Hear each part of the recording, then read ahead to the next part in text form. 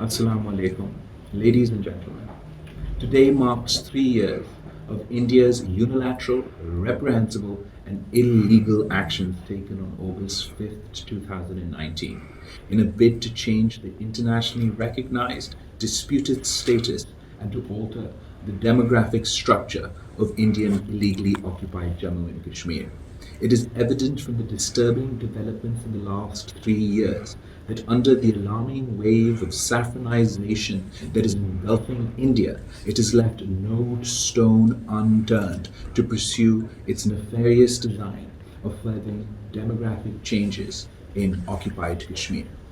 In doing so, through repressive measures, including outrageous gerrymandering to create Hindu-dominated constituencies at the expense of Muslim majorities, the issuance of millions of fake domicile certificates to non-Kashmiris, and modifying laws on ownership of land and property.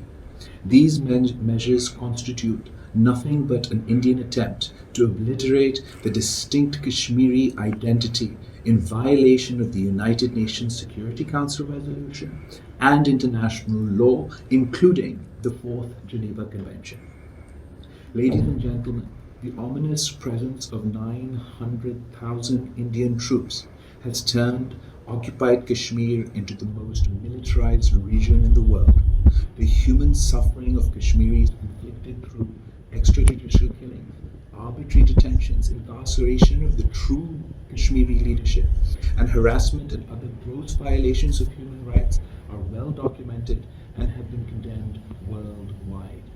It is a travesty of justice that more than 650 Kashmiris have been martyred since the 5th of August 2019, including 130 in the year 2022 alone. Ladies and gentlemen, Pakistan has always desired peaceful relations with its neighbors, including India. Unfortunately, India's actions and its subsequent mechanizations have vitiated the peace and security environment in South Asia. The onus remains on India to create a conducive environment for result-oriented engagement. Over the past 7 decades, 3 generations of Kashmiris have awaited for the world community and the United Nations to honor their solemn commitments. It is time the United Nations must live up to its promise of granting the right of self-determination to the Kashmiri people. The international community must demand an end to India's gross and widespread human